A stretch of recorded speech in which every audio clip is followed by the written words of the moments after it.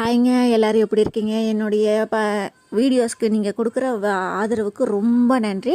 இப்போ வந்து கார்டு ரோப்புன்னு சொல்லுவோம் இல்லையா, இது இப்போ ப்ளவுஸுக்கு சுடிதாருக்கெல்லாம் நம்ம நாட் போடுறக்காக யூஸ் பண்ணுற இந்த ரோப்பை இது சன்னமாக ஸ்டிச் பண்ணுறதுக்கு நிறைய பேருக்கு தெரியாது. அது எப்படிங்கிறத இதில் நம்ம பார்க்க போகிறோம்.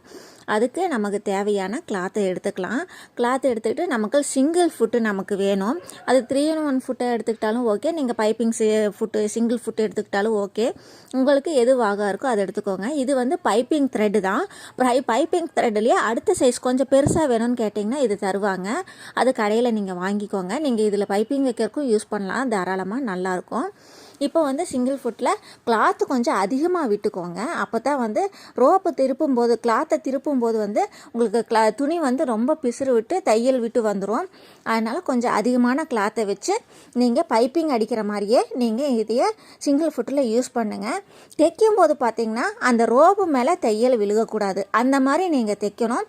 மேக்ஸிமம் இது பெரிய ரோப்புங்கிறதுனால உங்களுக்கு நூல் மேலே தையல் விழுகாது தான், இருந்தாலும் விழுகாமல் பார்த்துக்கோங்க. இப்போ அந்த ரோப்பை நம்ம உருவி எடுத்துடலாம். அது நமக்கு தேவையில்லை.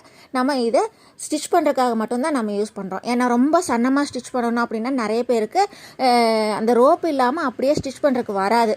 ஸோ அவங்க வந்து இந்த மாதிரி ரோப் வச்சு சிங்கிள் ஃபுட்டு யூஸ் பண்ணும்போது ரொம்ப சன்னமான தையலை உங்களால் ஈஸியாக போட முடியும்.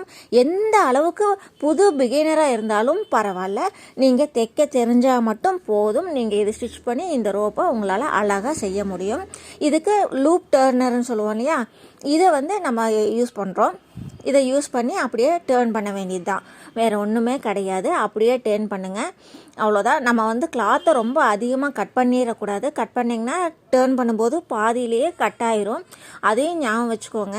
கொஞ்சம் நல்ல காட்டன் கிளாத்தாக இருந்துச்சு அப்படின்னோம்னா நீங்கள் கம்மி கிளாத்லேயே நீங்கள் திருப்பிட முடியும். ஆனால் இந்த மாதிரி பிசுறு அதிகமாக வர பார்த்திங்கனாலே தெரியும் எவ்வளோ பிசுறு அடிக்குது பாருங்களேன். இந்த மாதிரி கிளாத்தில் வந்து நீங்கள் அப்படியே டேர்ன் பண்ணிங்கன்னா உங்களுக்கு தையல் விட்டு போயிடும். துணி நூல் வந்து பிரிஞ்சு வந்துடும். துணியோட நூலுங்க, தையலெல்லாம் அப்படியே தான் இருக்கும். இப்போ பார்த்திங்கன்னா அழகான ரோப்பு, ஃபேப்ரிக் ரோப்பு நமக்கு அழகாக ரெடி ஆயிடுச்சு. இந்த வீடியோ உங்களுக்கு ரொம்பவே உபயோகமாக இருக்கும் நான் நம்புகிறேன். உபயோகமாக இருந்தால் ரொம்பவே மகிழ்ச்சி.